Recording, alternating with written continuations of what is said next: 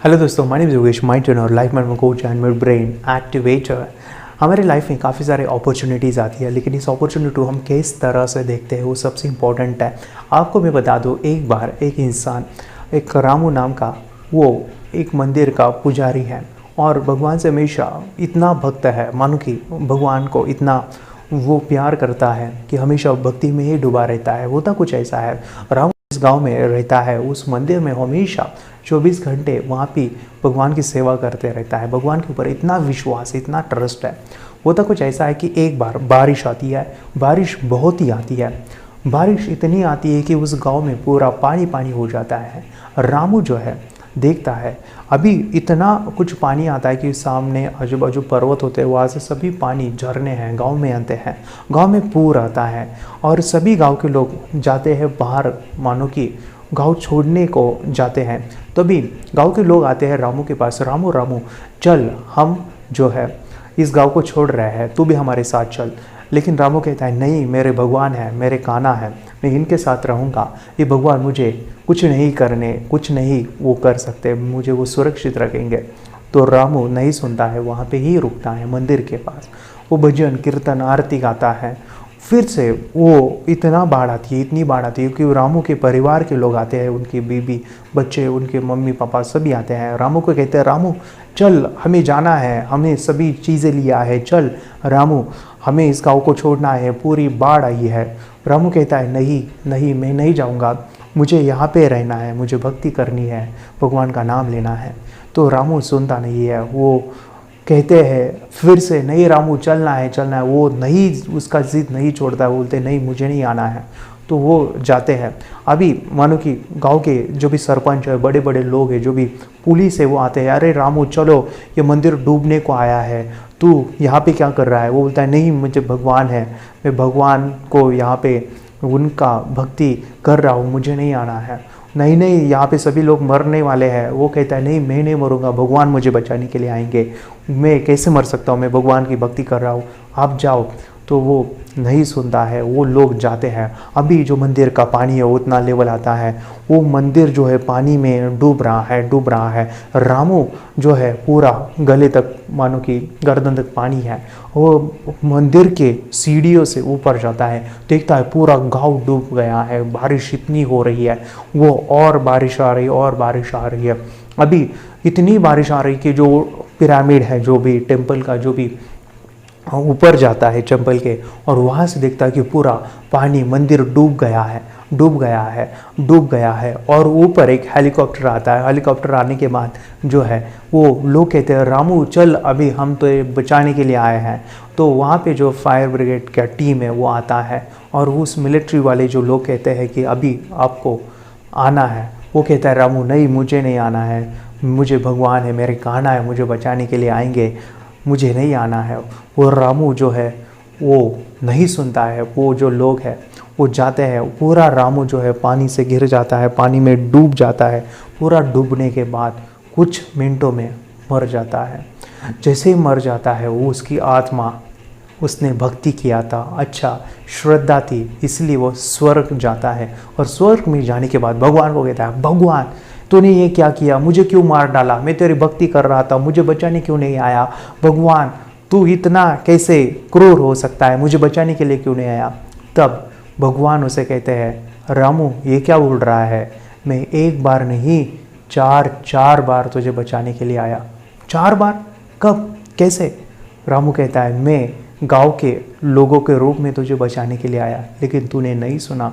मैं तेरे परिवार के रूप में आया, तूने नहीं सुना। मैं तेरे गांव के सरपंच के रूप में आया, तूने नहीं सुना।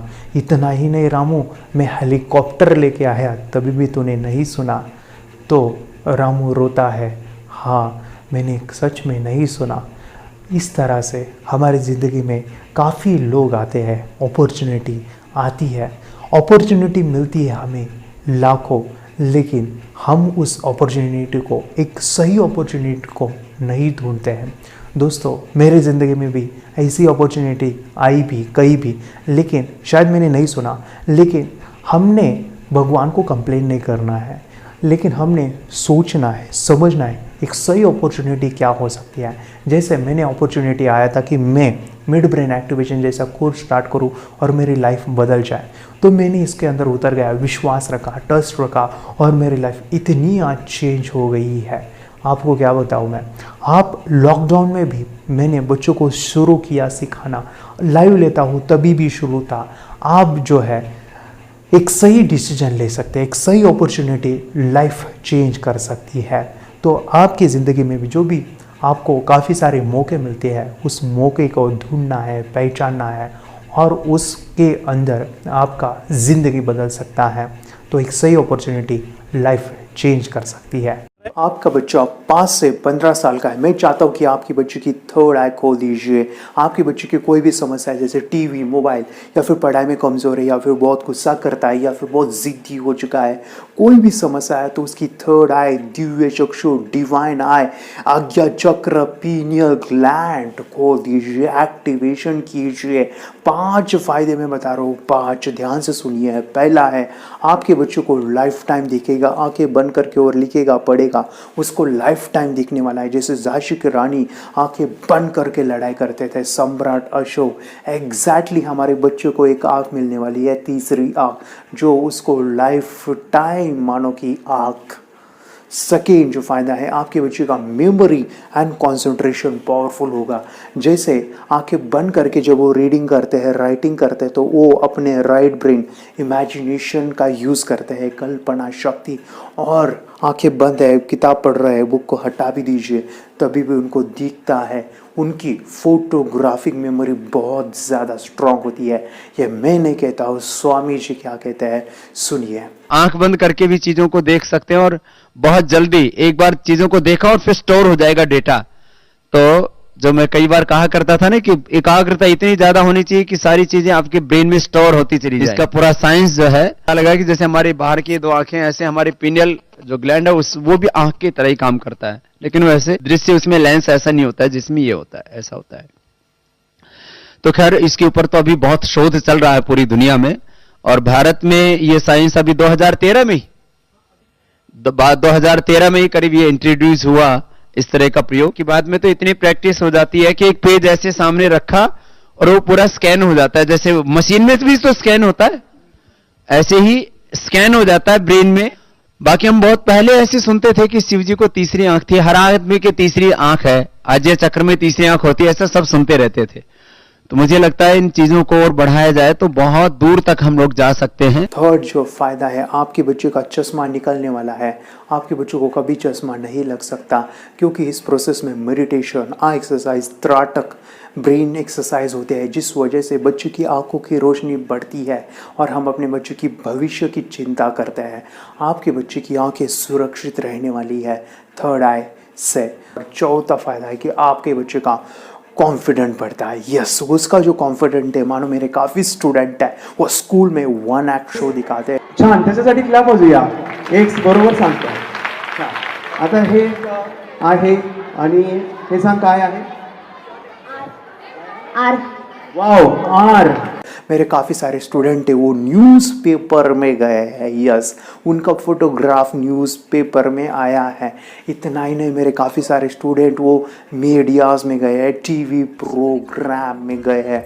आपके बच्चे के बारे, आपके बच्चे का डर है, वो घबराता है, तो सिखाइए। आंखें बंद करके कोई मेहमान आए तो दिखाइए, उसका कॉन्फिडेंस, उसकी स्किल बढ़ाइए। 5वां फ़ायदा मैं बता रहा हूँ, इसके लिए करना है। थर्ड एक्टिवेशन जो है हमारे फेंस करना है, क्योंकि हमारे 5 सेंस एक्टिवेट होते हैं। यस, देखना, सुनना, टच करना, स्मेल करना, टेस्ट करना, ये इतने एक्टिवेट होते हैं। स्मेलिंग से बच्चा किताबें याद करता है या फिर टच से किताबें पढ़ता है, फ्लिप करके पूरे की पूरी किताब पढ़ लेता है। ये जो पावर है, इसके लिए करना है, उसके सेंसरी डेवलपमेंट कीजिए। हमारे जो इनपुट्स है, जिसे ज्ञान इंद्रिय कहते हैं, जैसे आटा होता है, उससे हमें चपाती बनानी है, 10 चपाती बनानी है, मानो कि आपके पास आटा बहुत कम है और आपको कहा गया कि आपको 10 चपाती बनानी, तो आप चाहे वैसे बना नहीं सकते हो क्योंकि इनपुट आपको कम मिला है। एग्जैक्टली जो ज्ञान का इंद्रिय है, मानो कि सेंसेस है, अगर वो कम इंफॉर्मेशन हम लेते हैं तो पूरा ज्ञान नहीं ले सकते। जैसे हम स्मेलिंग का यूज़ पढ़ाई में नहीं कर रहे हैं, टच का यूज़ पढ़ाई में नहीं करते हैं, आवाज़ का यूज़ पढ़ाई में नहीं होता है, लेकिन ये जो बच्चे हैं सेंसरी डेवलपमेंट होते हैं। सुनिए, ये लड़का तैयारी कर रहा है अपने ब्लाइंड फोल्ड एक्ट्स की। चलिए देखते हैं कि ये ब्लाइंड फोल्ड होकर क्या क्या करता है। वाह, हर बॉल को परफेक्टली कैच कर रहा है। ओहो सुपर यार, फर्राटे से स्कूटर चला रहा है। और तो और सबसे OMG वाली बात, सुई में धागा डाल रहा है। पर कैसे भाई कैसे? गाइस ये कोई मैजिक नहीं है और ना ही कोई ट्रिक है। एक्चुअली जीत ने अपनी कड़ी मेहनत से जीत हासिल की है, मिड ब्रेन एक्टिवेशन टेक्निक से, जिसकी वजह से बंद आंखों में भी इतना ब्रेन एक्टिव हो जाता है कि वो सब काम कर लेता है जो हम खुली आंखों से भी नहीं कर सकते। हमने बात की जीत के टीचर भरत पटेल से, जो एक सर्टिफाइड न्यूरो फीडबैक ट्रेनर हैं और माइंड ट्रेनिंग और काउंसलिंग भी करते हैं। उनका सेंस के ऊपर जबरदस्त कंट्रोल, एक सेंस को बाईपास करो तो दूसरे सेंस से वो परफॉर्म कर सकता है। मिड ब्रेन एक्टिवेशंस जो है, जिसको हम दूसरी लैंग्वेज में अगर बोला जाए तो सुपर सेंसरी डेवलपमेंट, हम हमारे हर सेंस को सुपर पॉइंट ऑफ व्यू से डेवलप करते हैं। आपके बच्चों को ये सिखाने वाला हो, आप घर बैठे इस प्रोसेस को सीख सकते हैं, आप खुद इस प्रोसेस को जान सकते हैं। आपके बच्चों को मैं सिखाने वाला हूँ, 10 लाख बच्चों को मेरा मिशन है सिखाने का, और ये सीखने के लिए आपको हज़ारों रुपए देने की ज़रूरत नहीं है। आप घर बैठे ये सभी चीज़ें आसानी से सीख सकते हैं। तो देर ना कीजिए, अभी नीचे दिए नंबर पे फ़ोन कीजिए और आप ये सभी चीज़ें घर बैठे सीखिए। कहाँ जाने की ज़रूरत नहीं है, बस नीचे दिए नंबर पे कोई भी क्वेश्चन है तो हमें कॉल कीजिए, हमारा जो टीम है आपको हेल्प करेगा। तो आपको मैं बताऊं, मेरी बेटी 4 साल की है और वो आंखें बंद करके कार्ड्स को पहचानती है। मुझे बहुत खुशी होती कि उसका मैं करियर इसी चीज़ में करना चाहता हूँ। तो आपके बच्चे का भी करियर आप बना सकते हैं। थर्ड आई, ये जो साइंस है इसको समझिए। आप और जानकारी के लिए आप YouTube चैनल सर्च कर सकते हैं और अपनी बच्चे की ज़िंदगी बदल सकते हैं। ये मैं नहीं कहता हूँ, पेरेंट्स क्या कहते हैं, सुनिए। ह्याबद्दल मी हेच सांगू शकते की लहान मुलं हे अगदी निरागस असतात आणि त्यांच्यामध्ये कुठलेही विकार नसतात या स्टेजला डेव्हलप झालेले। 0 थॉट्स लेवलला मुलं सबकॉन्शियस लेवलला जाऊन अशा पद्धतीने काहीही वाचू शकतात, ओळखू शकतात, कलर सांगू शकतात आणि हे याबरोबरच त्यांची स्मरणशक्ती वाढण्यास मदत होते, एकाग्रताही वाढते आणि हे त्यांच्यासाठी खूप चांगलं आहे। भविष्यात त्याचा काही फायदा होतो का?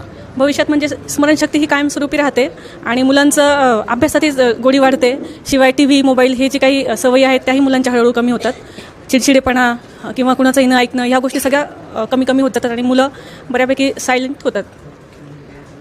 आता हे अनुचे वडील आहेत, आपण त्यांच्याकडून जाणून घेऊया। याचा बेनिफिट म्हणजे त्यांच्या आयुष्याला असा आहे, अभ्यासात त्यांचं कौशल्य वाढेल, त्यांचं स्किल वाढेल आणि ज्या गोष्टी त्यांना इंटरेस्ट आहे त्याच्यात ते चांगल्या पद्धतीने प्रावीण्य काढतील।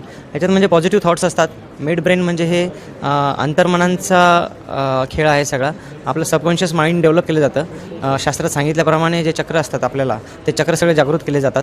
आपण पाहिलेलं आहे स्वामी विवेकानंदांनी सुद्धा असेच पुस्तकं त्यांचे पाठ करायचे। एकदा का त्यांनी सगळं पुस्तक पाहिलं की कुठल्या पानावर काय आहे ते सगळं स्वामी विवेकानंदांना लक्षात राहायचं। त्याच पद्धतीने स्वामी विवेकानंदांनी अभ्यास केला। आपले साधू मुनी संत हे पण ह्याच तपस्या, ह्याच शक्तीचा वापर करून दूरदूरच्या गोष्टी बघायच्या। नमस्ते, मेरा नाम विद्या है। मैं योगेश सर के पास मेरे बेटी को मिड ब्रेन एक्टिवेशन का कोर्स लगाया हुआ है और मिड ब्रेन एक्टिवेशन में हमें विजुअलाइजेशन कैसे करना है, हमारी ब्रेन की शक्तियाँ कैसे बढ़ानी है और हमारे अंदर क्या क्या शक्तियाँ है, इसका एहसास सर ने हमें इस क्लास के ज़रिए से हमें कराया है। और बच्चों के अंदर भी बहुत, अभी क्लास लगाने के पहले और क्लास लगाने के बाद में जो डिफरेंस है वो बहुत अच्छे से दिखाई दे रहा है। बच्चे के अंदर की जो मतलब अभी बच्चे TV देखते हैं, मोबाइल देखते हैं, ये सब बंद हो गया है और बच्चों में भी बहुत अच्छा सा बदलाव नज़र आ रहा है। और मैं मेरी बेटी के साथ यहाँ आती हूँ तो मुझे भी बहुत मेडिटेशन करने से बहुत अच्छा लगता है। और सभी पेरेंट्स की ये शिकायत रहती है कि बच्चों के फ्यूचर के बारे में बहुत ज़्यादा सेंसिटिव हो जाते हैं। तो मैं सभी पेरेंट्स को ये कहना चाहूँगी कि अभी आप मिड ब्रेन एक्टिवेशन का कोर्स योगेश सर के पास लगाइए और सभी टेंशन से मुक्त हो जाइए। इतना ये कोर्स अच्छा है। मी योगेश दहीहंडे सरांकडे मिड ब्रेन ॲक्टिवेशनचा जो क्लासेस लावला होता आणि त्या क्लासविषयी मला काही अनुभव सांगायचे वाटतं तुम्हाला. मी फर्स्ट टाइम जेव्हा सरांचं हे ऐकलं, त्यांनी त्यांचा व्हिडिओ दाखवला आणि मी मुलांना घेऊन गेले होते. मी ज्यावेळी बघितलं त्या ठिकाणी माझ्या मुलांनाही, दोन्ही मुलांना थर्ड आय ओपन झालेलं आहे. तुम्ही याच्यावर विश्वास करू शकणार नाही. पण मला अनुभव आलेला की माझा मुलगा म्हणजे त्याने डोळ्याला पट्टी बांधताही तो थर्ड आय ओपन होतोय त्याचा, आणि तो बुक्स वगैरे वाचतो. त्याचप्रमाणे आणखी त्यांच्या विचारात खूप परिवर्तन झालेलं आहे. मुलीच्याही वागण्यामध्ये मला बराचसा अनुभव आलेला आहे. माझी मुलगी कधी सकाळी लवकर उठत नव्हती, पण माझी मुलगी आज तिला कळते, ती स्वतःहून 5 वाजता उठते, स्वतःहून अभ्यासाला बसते. खरंच मला अभिमान वाटतोय की सरांनी एवढ्या गोष्टी आम्हाला शिकवल्या, खूप सुंदर शिकवल्या. मी योगेश दहीहंडे सरांकडे क्लास लावला होता आणि म्हणजे 1-2 महिन्यातच मला खूप रिझल्ट्स आले. म्हणजे मी डोळे बंद करून कार्ड्स ओळखू शकते. माझ्या स्वभावामध्ये पण खूप परिवर्तन झालं आहे. पहिले म्हणजे आम्ही थोडं भांडत होतो, म्हणजे मी आणि माझं भाऊ तर एवढं आमच्या दोघांचं पटत नव्हतं पहिले. पण आता जेव्हापासून आम्ही योगेश दहीहंडे सरांकडे क्लास लावले तेव्हापासून आमच्या दोघांचं खूप जमतं. आमची खूप गट्टी जमली आहे.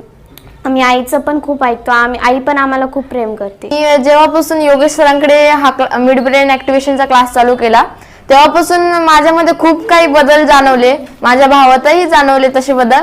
माझा कॉन्फिडन्सही वाढला. परत माझी स्कूलमध्ये जी स्कोरिंग होती ती सुद्धा खूप वाढली.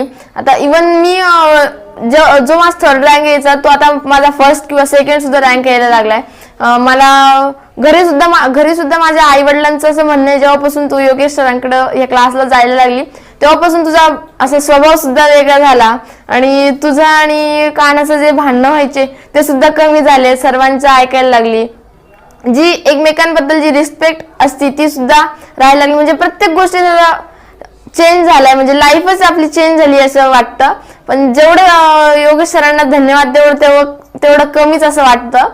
आणि हे जे मिड ब्रेन ॲक्टिव्हेशन आहे त्यामुळे आपला थर्ड आय सुद्धा ओपन झालाय. म्हणजे आमचा थर्ड आय ओपन झालाय आणि त्यामुळे जेवढे आपल्याला स्कोरिंग करता येते तेवढी आपण करू शकतो. जितके आपल्याला क्वेश्चन आन्सर पाहिजे असतात तर तेवढे आपल्याला मिळतात. समजा आपण मोबाईल सोबत आणि आपल्यासोबत जेवढी कॉम्पिटिशन लावली तरी मोबाईल मागे पडणे, यामुळे असं मला तरी वाटतं या क्लासमधून. तरी माझी एवढी रिक्वेस्ट आहे की तुम्ही सुद्धा योगेश सरांकडे हा क्लास लावा, यामुळे तुमची लाईफ सुद्धा बदलेल. मी क्लास लावलेले आहे सरांकडे. माझ्या मुलींच्या अभ्यासामध्ये पण खूप मला इम्प्रूव्हमेंट दिसते. त्या पण डेली मेडिटेशन करताय आणि सगळ्यांना सजेस्ट करते की सगळ्यांनी फक्त मुलांसाठीच नाही तर इव्हन आपल्या जीवनासाठी हा क्लास जॉईन करावा. थँक्यू. अगर कोई कर सकता है तो मैं क्यों नहीं, क्या है उनमें ऐसा जो मुझ में नहीं. झांक ले अपने भीतर खुद से आ पूछ ले, कैसी चाहे जिंदगी खुली आंखों से देख ले. मुट्ठियों को भींच गए, सांसों को खींच गए, मुट्ठियों को भींच गए, सांसों को खींच गए. सबसे टकराने को शिखर पर जाने